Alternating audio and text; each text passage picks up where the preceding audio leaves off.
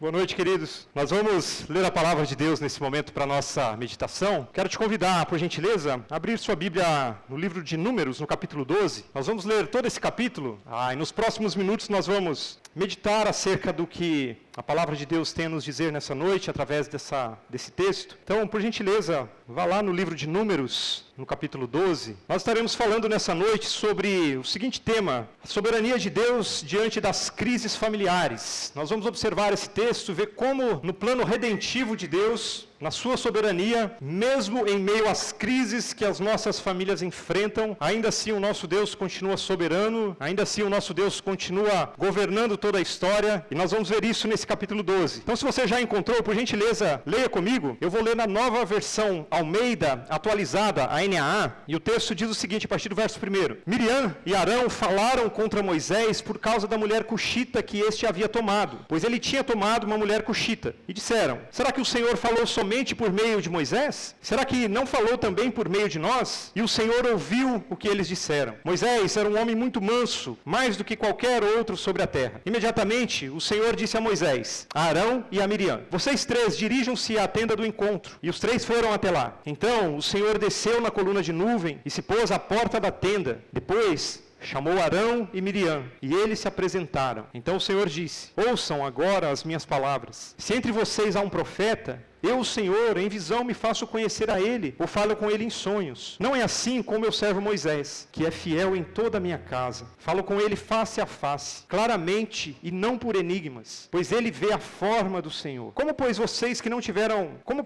não tiveram medo de falar contra o meu servo, contra Moisés? E a ira do Senhor se acendeu contra eles, e ele se retirou. Quando a nuvem se afastou de sobre a tenda, eis que Miriam estava leprosa, branca como a neve. Arão olhou para Miriam, e eis que ela estava coberta de lepra. E Arão disse a Moisés: meu Senhor, não ponha sobre nós este pecado, porque agimos de forma tola e pecamos. Não permita que Miriam seja como um aborto, que saindo do ventre de sua mãe, tenha metade de sua carne já consumida. Moisés clamou ao Senhor, dizendo: ó Deus, peço-te que a cures. O Senhor respondeu a Moisés: se o pai de Miriam tivesse cuspido no rosto dela, não seria envergonhada por 7 dias? Que ela seja encerrada 7 dias fora do arraial, e depois trazida de volta. Assim, Miriam foi detida fora do arraial durante 7 dias, e o povo não partiu, enquanto Miriam não foi trazida de volta. Grife essa expressão do verso 15. E o povo não partiu, enquanto Miriam não foi trazida de volta. Verso 16. Porém, depois o povo partiu de Azerote e acampou no deserto de Parã. Vamos orar? Senhor, nós queremos te agradecer por esse ajuntamento, por esse culto. Te agradecemos pela tua palavra. Obrigado porque ela é a verdade. E nessa noite nós clamamos a ti para que o Senhor fale conosco. Que nessa noite seja o teu Espírito Santo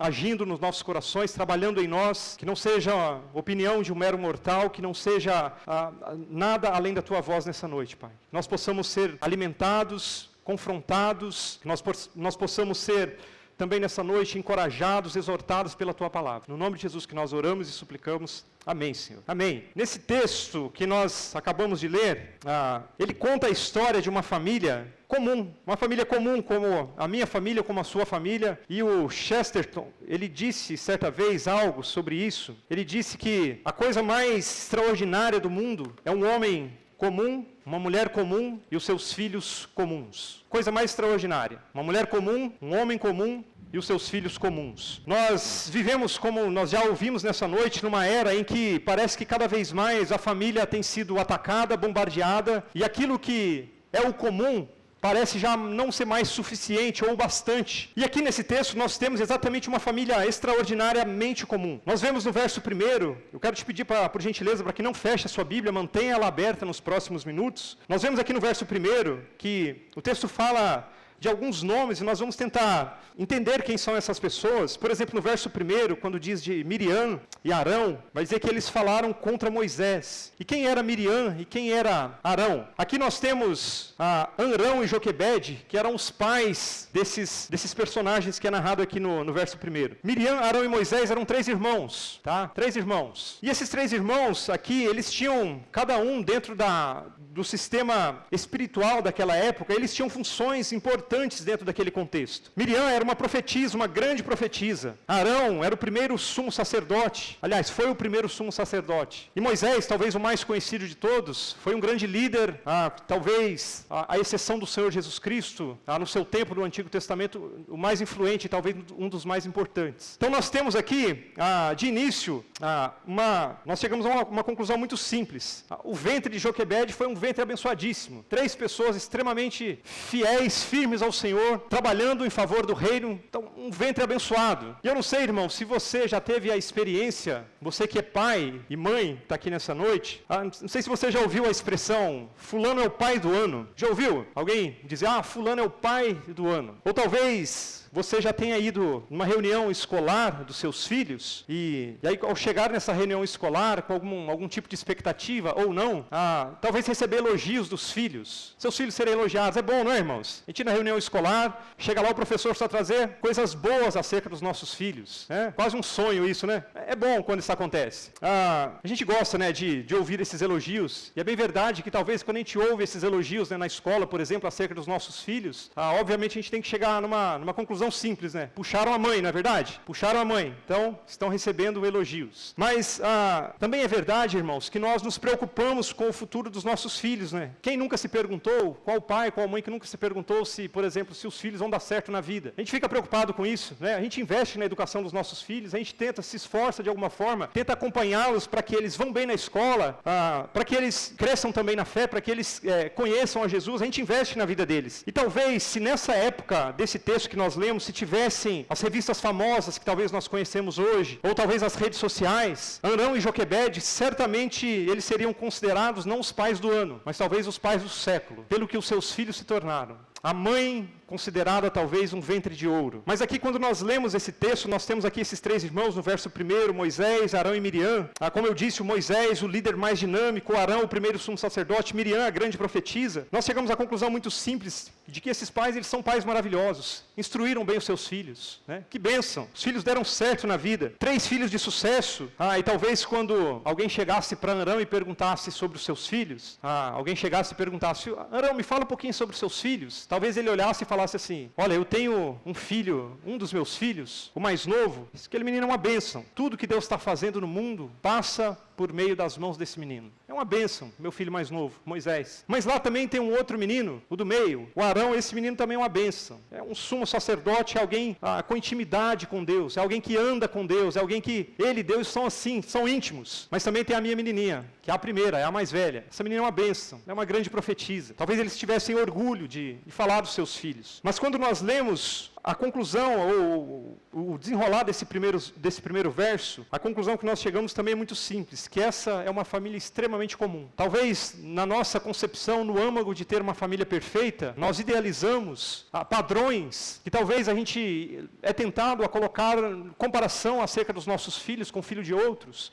E aqui talvez não fosse esse o caso de Arão e Joquebede. Seus filhos eram pessoas tementes a Deus. Eram pessoas, no linguajar de hoje, o linguajar informal, pessoas que deram certo na vida. Mas nós enxergamos aqui no verso 1, o primeiro princípio que eu queria levar os irmãos a pensar, é que até mesmo nas famílias mais espirituais, até mesmo essas famílias, elas passam por conflitos. Até mesmo as famílias mais espirituais. Aqui nós temos os 3 filhos, um grande líder, um sacerdote e uma profetisa. E nós vamos perceber que esses 3 meninos, eles estão lidando com um conflito muito grande no seio da família. Nós vamos ver que o texto vai dizer que, no verso 1, que Miriam e Arão, eles tinham falado contra Moisés. Confere aí no texto, é isso mesmo. Eles tinham falado contra Moisés. Ou, se você tiver com a NVI, vai dizer que eles haviam criticado. Os dois irmãos criticando o outro irmão. O que é isso aqui, irmãos? É uma crise familiar instaurada. E aí o verso 1, ele continua dizendo o porquê. Vai dizer o verso 1, que por causa da mulher cuxita, que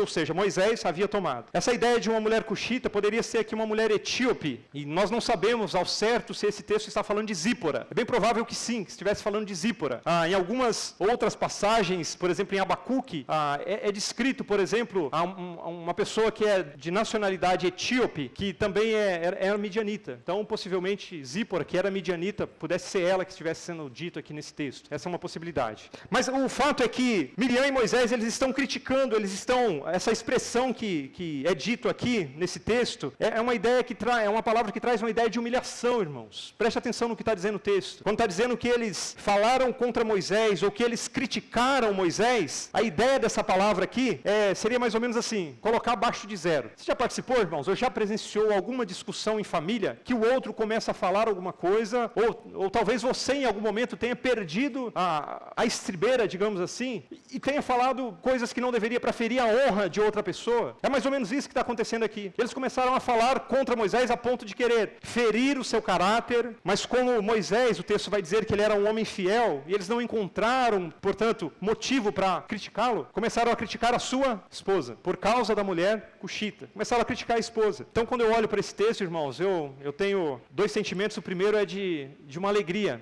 porque se a minha família, né, porque a minha família, na verdade, ela está em boa companhia nas crises que nós enfrentamos, quando nós olhamos para esse texto. Eu olho para esse texto e eu respiro aliviado, porque se os filhos de Arão e Joquebede, com toda a sua espiritualidade, eles estão aqui um contra o outro, é humilhação, é uma bagunça, é confusão, é transtorno. Isso significa, irmãos, que quando nós estamos passando por algum conflito nas nossas famílias, nós estamos muito bem acompanhados, de acordo com esse texto. Mas a segunda verdade que nós vemos nesse texto é um alerta, que até mesmo as famílias mais espirituais, elas passam por conflitos. Sabe o que é isso, irmãos? É uma família extraordinariamente comum, passando por conflitos. E é engraçado que o livro de Números, ele foi traduzido para a nossa versão a partir da Septuaginta, e o que nós temos aqui é a versão grega, traduzida para Números, mas na versão hebraica, a palavra original nesse texto, que dá o título desse livro, é no deserto, significa no deserto, o título da Bíblia hebraica. E talvez esse título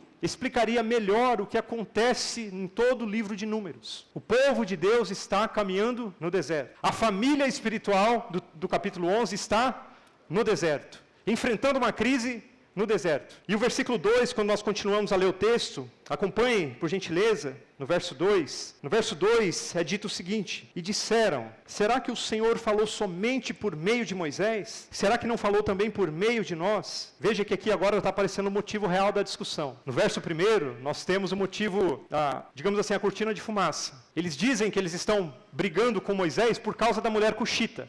Mas agora no verso 2, o motivo real aparece. Olha aqui o verso 2. Será que o Senhor falou somente por meio de Moisés? Lembra da função de cada um deles? Um sacerdote e uma profetisa.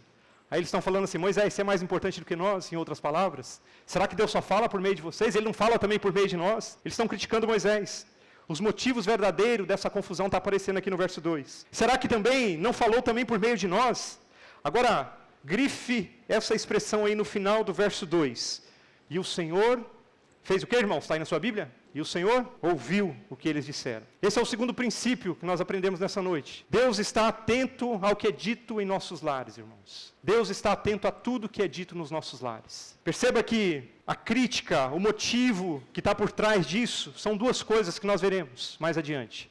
Ciúmes e inveja. Ciúme da esposa de Arão, inveja da função que ele ocupava. Essa é a razão principal que está por trás da discussão que está acontecendo nessa família, dessa treta familiar que está acontecendo aqui no texto. Então, quando nós olhamos para esse texto, o que nós vemos é que o verdadeiro assunto em questão era o crescente ciúmes dessa posição de influência de Moisés, e como eles não podiam, preste atenção, os dois irmãos, eles não podiam encontrar uma falta na maneira de Moisés conduzir o povo. O que eles fazem? Eles começam a atacar a sua esposa. Só que aí no verso 2 fica evidente o motivo. Sabe por quê, irmãos? Que a Escritura diz que a boca fala do quê? Que o coração está? Aí aqui agora eles começam a falar do que o coração de fato deles estava cheio. E essa talvez, irmãos, é uma realidade que eu e você encaramos. Ao invés da gente encarar o problema de frente, tratando diretamente, no caso aqui, com a inveja, com o orgulho, eles escolheram criticar uma situação que lhe distraísse do verdadeiro assunto em questão. É isso que eles estão fazendo. E de vez em quando eu e você nos identificamos com isso. Veja que o ciúmes, quando ele pode nascer do medo, de um desejo de posse, do medo de perder algo que nós amamos, como relacionamentos, por exemplo. O ciúme pode nascer disso. Talvez status ou oportunidades. E aí quando o ciúme domina o coração, ele vai se tornar possessivo, desconfiado, agressivo, transformando relacionamentos em territórios a serem defendidos. É isso que o ciúme faz conosco. E é isso que o ciúme está fazendo aqui com esses dois irmãos. Eles estão olhando para a esposa de Arão como uma competidora. E eles precisam criticá-la para se sentirem bem consigo mesmo. Percebe, irmãos? Como parece conosco de vez em quando. Mas tem um outro sentimento que aparece no verso 2, que é a inveja. E a inveja que aparece aqui no verso 2 é esse desejo, é o desejo para si, né, de ter o que o outro pertence, e que muitas vezes ela é acompanhada de rancor, de ressentimento. A inveja, na verdade, ela revela uma fome de valor próprio, que quando não encontrada em Deus, ela nos leva a medir a nossa dignidade pelo que o outro possui. Isso é inveja. A gente começa a olhar para o outro e desejar o que ele possui. Inveja. É isso que está acontecendo aqui com os dois irmãos. Eles estão olhando para a posição de Moisés e falando assim: Moisés, por acaso Deus fala só com você? Ele não fala comigo também? É só você? É inveja que está acontecendo aqui. Uma família extraordinariamente comum, que tem um pedigree espiritual, mas extraordinariamente comum. E aqui, irmãos, quando Arão e Miriam, eles estão tentando reafirmar a sua autoridade, uma coisa que eu tenho aprendido, irmãos, é que se a gente precisa ficar reafirmando a nossa autoridade o tempo inteiro, ou talvez ficar lembrando as pessoas de que nós somos isso, nós somos aquilo outro, é bem provável que nós não sejamos aquilo que nós achamos. Se a gente precisa ficar reafirmando, você precisa me respeitar porque eu sou seu pastor.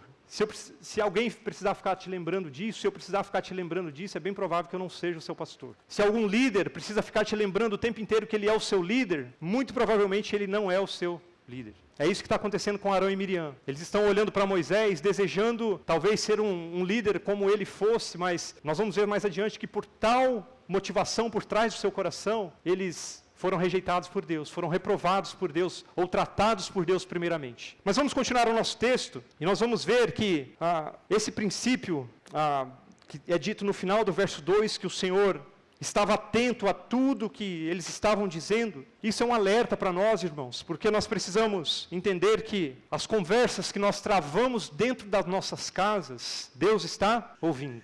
Deus ouve o que é dito, meus irmãos, diz o verso 2, no final do verso 2. Então, nós precisamos aprender que tem como sim, irmão, nós discordar, tem como nós discutir, tem como a gente ter aquelas discussões maravilhosas no seio da nossa família, mas sem ofender a dignidade do outro, sem humilhar o outro, sem colocar o outro abaixo de zero. Tem como a gente ter as discussões sem ferir a honra do outro. Sabe por quê, irmãos, que nós fazemos isso? Porque nós temos o temor de Deus e nós sabemos que Deus está ouvindo as nossas conversas, aquilo que nós estamos dizendo.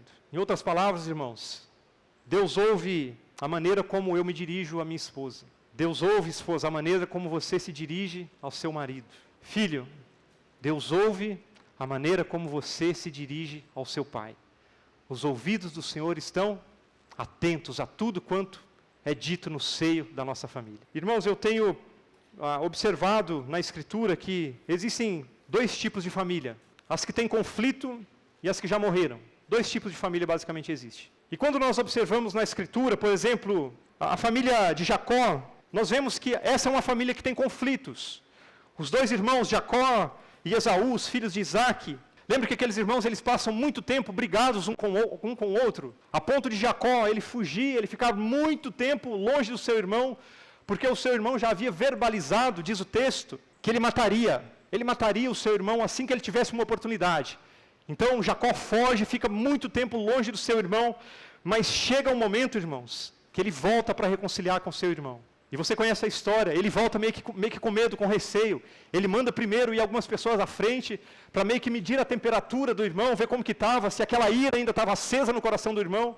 E aí depois ele volta e o seu irmão está esperando, pronto para o abraçá-lo. Irmãos, para uma família onde existe desunião, onde existe mágoas, onde o pecado é evidente, o chamado bíblico é para o perdão, é o chamado para perdoar, para buscar mansidão, para buscar reconciliação. E é isso que nós vemos, por exemplo, na família de Jacó e Esaú. Mas existe esse segundo tipo de família que nós percebemos na Bíblia Sagrada, que são as famílias que espiritualmente já estão mortas. Por exemplo, lá em 1 Samuel, no capítulo 2, nós vemos os filhos de Eli, o sacerdote, Hofni e Finéias. Você conhece a história. Nós percebemos naqueles meninos uma indiferença quanto ao sagrado. Eles não estão nem aí para aquilo que o seu pai o ensinou acerca de quem é Deus.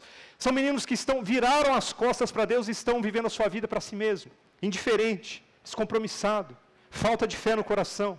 Aí nós vamos ver que, lá em 1 Samuel, no capítulo 4, no verso 19 e 22, quando nasce o neto de Eli, um do filho dos seus filhos, o nome que aquele netinho ganha é Icabote, que significa a glória se foi. Seu pai havia morrido, seu avô havia morrido, e alguém que cresceu, que talvez olha para a linhagem do seu filho, filho de sacerdote, naquele contexto, herdaria o sacerdote como herança. Ele nasce e agora recebe um nome que significa a glória se foi. Famílias que têm conflitos, ou então famílias que já morreram. No caso de Hofni e Finéias, são as famílias que já morreram, já não existe mais. Mas sabe, irmãos, Deus quer que nós resolvamos as nossas desavenças, que nós resolvemos as nossas desavenças lá dentro da nossa casa, preste atenção, sabendo que o outro, ele é a imagem e semelhança de Deus. A desavença que nós temos com o nosso irmão, com o nosso pai, com a mãe, com quem quer que seja, nós precisamos entender isso. Antes de ser o nosso filho, ele é imagem e semelhança de Deus. Antes de ser o seu marido, ele é alguém criado à imagem e semelhança de Deus. Antes de ser sua esposa, essa pessoa maravilhosa que o Senhor colocou na sua vida, ela é imagem e semelhança de Deus. Lembro no seminário ainda, o pastor Helder Cardim, ele contando certa vez que, falando sobre a importância de nós ensinarmos os nossos filhos sobre a temer a Deus, sobre guardar no coração aos ensinamentos acerca do nosso Senhor.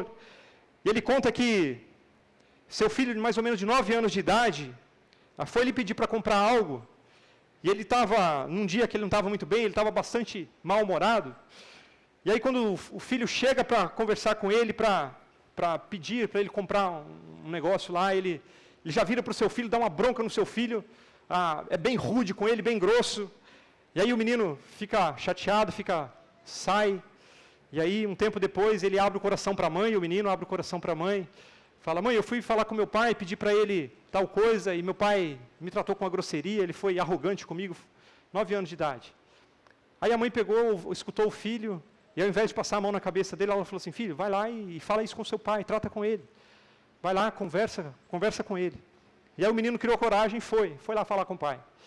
E aí ele chegou lá para falar com seu pai, aí o pastor Helder Cardim disse que ele começou a conversa mais ou menos assim, pai, o senhor sabe que diante de Deus, eu fui criado à imagem e semelhança de Deus, assim como o Senhor, portanto nós somos irmãos. Já começou a conversa desse jeito. Foi ensinar teologia para o filho, ensinar a Bíblia, o menino veio falar comigo desse jeito.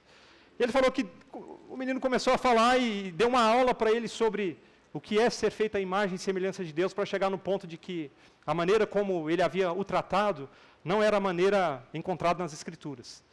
E ele falou assim, eu não tive uma outra reação a chegar para o meu filho e falar assim, me perdoa. Pediu perdão para o filho de 9 anos de idade, porque ele havia ensinado princípios do reino. E aí quando o pastor não estava num dia muito bom, o filho vai lá e retrata com ele. Os nossos filhos, irmãos, são bênção nas nossas vidas, inclusive para nos fazer endireitar a nossa vereda quando nós não estamos nos caminhos do Senhor. Nós vemos hoje que os filhos são bênção, são herança do Senhor, não é verdade? E nós vivemos num tempo que, parece que quando a gente fala assim, minha esposa está grávida, as pessoas te olham como se fosse um pecado, né? Foi a minha esposa, nós nos casamos, está tudo certo. Não é um amante, é a esposa. E as pessoas começam, mas filho, como se fosse algo ruim. E a Escritura diz que os filhos são o quê, irmãos? São bênçãos, são herança do Senhor. Mas veja, irmãos, no verso 3, que aqui nós temos um outro princípio. Verso 3, você está com o texto aberto ainda? Confira comigo. No verso 3 diz que Moisés era um homem muito manso, ou a depender da sua versão, muito humilde. Mas a palavra aqui original, ela traz essa ideia de mansidão mesmo, tá? A tradução melhor aqui para o texto é a ideia de manso. Moisés era um homem muito manso, mais do que qualquer outro sobre a terra. Os adolescentes aqui que fizeram, ou estão fazendo EBD comigo, me ajuda a responder aí valendo chocolate, tá? Quem foi que escreveu o Pentateuco, irmãos? Quem foi que escreveu? Nome do autor? Moisés. Muito bem, chocolate aqui, ó. Moisés. E aí, quem que ele está falando aqui no verso 3, irmãos? Que era um homem muito manso? Moisés, não é verdade? Moisés falando acerca de si mesmo. Moisés era um homem muito manso. Irmão, se está na Escritura, nós entendemos que isso foi revelado por Deus, e se assim está na Escritura, porque assim o é. Moisés, de fato, era um homem muito manso. Mas nem sempre foi assim na vida de Moisés. Você se lembra, por exemplo, lá em Êxodo, quando ele mata um egípcio, lembra do texto? Mas nós vamos perceber que se o texto diz que ele era um homem muito manso, isso significa, irmãos, que a graça de Deus operou sobre esse homem a ponto de ele se tornar um homem muito manso. Sabe o que nós aprendemos aqui, irmãs? De repente, seu marido é um homem muito grosso, é um homem muito rude. Se a graça de Deus o alcançou, existe esperança para esse miserável, desse homem grosso e rude que está lá dentro da sua casa. Existe esperança para ele. A graça é a esperança. Existe esperança, irmãos. A graça que transformou esse homem, que é dito como o homem mais manso, né? O homem muito manso. Existe esperança para ele. Mas o princípio que nós aprendemos aqui, irmãos, é que Deus deseja encontrar mansidão em nossos lares. Deus deseja encontrar mansidão nos nossos lares. Observe, irmãos, que quando o texto diz que Moisés era esse homem muito manso, essa expressão aqui, ela era uma expressão que significava, aplicada, na verdade, àquele tipo de pessoa que não pensa em vangloriar-se, procurando apenas os seus interesses, mas é o tipo de gente que suporta com paciência as ofensas que lhe foram dirigidas sem vinganças. Esse é o tipo de gente mansa que é dito aqui no verso 3. Nós vimos isso hoje de manhã, quando o pastor estava explanando sobre o texto de Gálatas 5, 22, 23. O fruto do Espírito, mansidão, aparece lá em Gálatas 5, 22. E nós vimos hoje de manhã, Gálatas 6, o tipo de mansidão que Deus quer encontrar nos nossos lares, nas nossas casas. Aí talvez, irmãos, a gente olha para a nossa família e nós falamos assim: ah, Deus, eu nasci na família errada. Olha os pais que o Senhor me deu. Olha os irmãos que o Senhor me deu. Eu nasci na família errada. Mas deixa eu te falar uma coisa, irmãos. Ninguém nasceu na família errada. A família que Deus nos deu é para cumprir os seus propósitos soberanos em nossas vidas. A família que Deus nos deu, e para de se iludir com esse perfil ideal de família que não existe. Pare de se iludir com isso e comece a agradecer a Deus pela família maravilhosa que o Senhor te deu. Porque é nessa família imperfeita que o Senhor vai usá-la para forjar o seu caráter. É essa família imperfeita que o Senhor vai trabalhar para que o caráter que você tem hoje, os propósitos dele na sua vida possam ser completados para a glória de Deus. É no seio dessa família imperfeita. Mas sabe, irmãos, o que ele quer encontrar no meio da nossa família imperfeita é mansidão, é domínio próprio, é um coração que está sujeito e confiante na soberania de Deus, sabendo que é nessa família que Ele quer trabalhar em nós para a sua glória. Mas Ele quer encontrar mansidão. Deixa eu correr aqui por causa do nosso tempo. Nos versos 5, 6 em diante agora, eu não vou ler o texto, mas pode conferir, que aqui agora o texto vai dizer que o Senhor, lá no verso 6, o Senhor chama os três para uma conversa, os três irmãos. Moisés, Arão e Miriam. O Senhor vai chamar os três para uma conversa. Eu não sei se você tem irmãos, mas quando os meus pais chamavam nós três para uma conversa, eu sabia que não era coisa muito boa. Não era uma conversa muito amigável. Geralmente era uma conversa assim que um dos três, ou talvez os três, ia sair com os olhos lacrimejados de alguma forma. Então aqui não é muito diferente. O tratar de Deus com os três filhos aqui não é muito diferente. Observe no verso 10...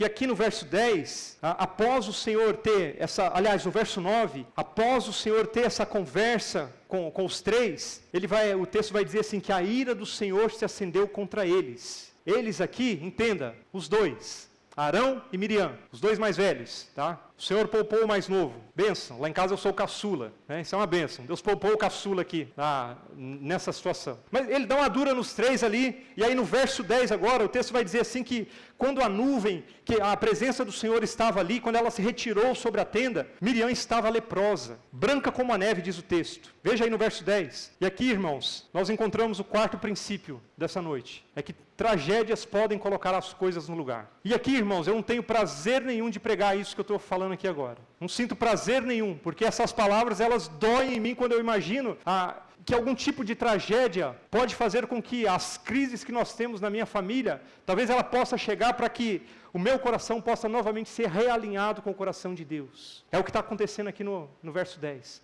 Uma tragédia chega agora no meio dessa família. Miriam está leprosa.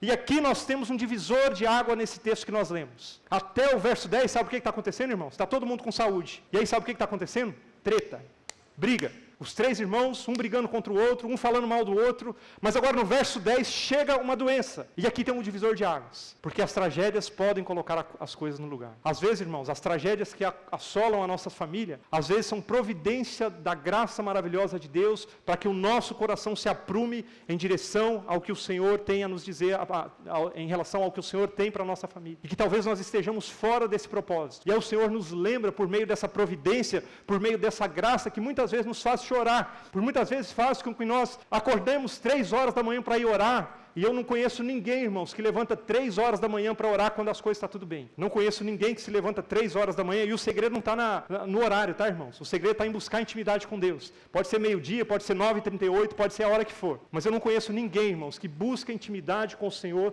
quando a vida está tudo equilibradinha. As tragédias podem colocar as coisas no lugar. E aqui, irmãos, quando Miriam está com a pele leprosa, branca como a neve, pessoas com lepra, elas eram consideradas ritualmente impuras. Elas eram proibidas de conviver com a comunidade. Elas tinham que ficar isoladas do acampamento ou aldeias para evitar o contágio e manter a santidade do povo. Então, Arão, talvez uma possibilidade dele não ter sido corrigido por Deus nesses mesmos moldes que Miriam foi, por causa do seu ofício, talvez, tá? Essa é uma possibilidade, porque ele era um sacerdote. E pensa numa confusão, irmãos, quando se um sacerdote tivesse lepra, isso era uma confusão terrível. Então, alguns comentaristas vão dizer assim que vai me dar uma dor de cabeça tão grande, para Deus arrumar esse negócio aqui, é melhor, o Arão dessa vez vai passar, dessa vez passa, mais ou menos isso. Tá? Mas a Miriam, e se você olhar lá no verso 1, vai dizer que Miriam e Arão falaram contra Moisés. É muito provável que quem tenha começado essa discussão aqui tenha sido Miriam. Por isso que agora no verso 10, ela é acometida dessa lepra. Perceba, irmãos, Deus está atento ao que passa no nosso coração. As confusões que a gente está tentando arrumar na nossa família, Deus conhece o nosso coração. E aí Miriam agora ela fica fora do acampamento, mas perceba, irmãos, que a disciplina do Senhor, ela tem um propósito corretivo e restaurador. Não é punição,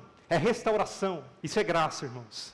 Isso aponta para a maravilhosa redenção que o Senhor está fazendo no meio da nossa família. Com a sua graça, salvando a nossa família, apesar de nós. Então, quando Miriam ela está agora com essa enfermidade, nós vemos, a partir do verso 11, o que vai acontecer. Você está com o texto aberto, confira aí no verso 11. Diz o texto que Arão, ele disse a Moisés: meu Senhor, não ponha sobre nós este pecado, porque nós agimos de forma tola e pecamos. Percebeu, irmãos? Até aqui era só briga. Aí agora que chegou a dificuldade, agora o irmão está se reconciliando com o outro. Me perdoa. Mas o Arão, irmãos, ele nos ensina um princípio muito importante. Quando nós ferimos pessoas, não basta simplesmente nós pedirmos perdão a Deus. Nós precisamos ir até essas pessoas e retratar com elas. É isso que Arão está fazendo, irmãos. Ele está indo lá em Moisés e falando assim: Arão, nos perdoe, nos perdoe. Irmãos, talvez você que está aqui nessa noite, você tenha ferido pessoas na sua família. Não basta pedir perdão a Deus. Vá lá até essa pessoa que talvez esteja ferido por palavras, por ações, seja lá pelo que for que você tenha feito.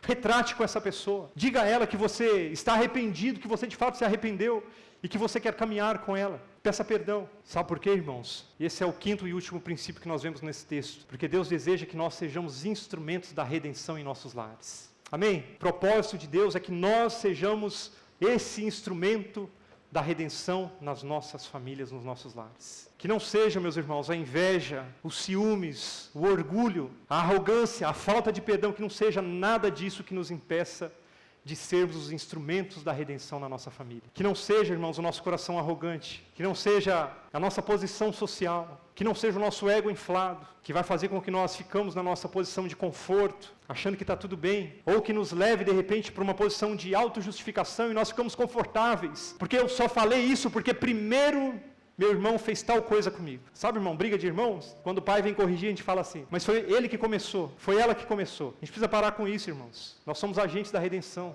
Nós somos instrumentos da redenção. O agente é o Senhor. E como instrumentos da redenção, nós queremos dar o primeiro passo para que a nossa família possa experimentar essa maravilhosa graça que nos alcançou. Para que nossa família possa ser alvo do amor de Deus, e quem sabe, meus irmãos, por meio de nós. Talvez, meus irmãos, o pastor jamais conseguirá chegar lá naquele seu irmão, naquele seu cunhado, no seu pai. Ele não vai conseguir. O Rafa não vai conseguir. O instrumento que o Senhor quer usar, meu irmão, é você. É você.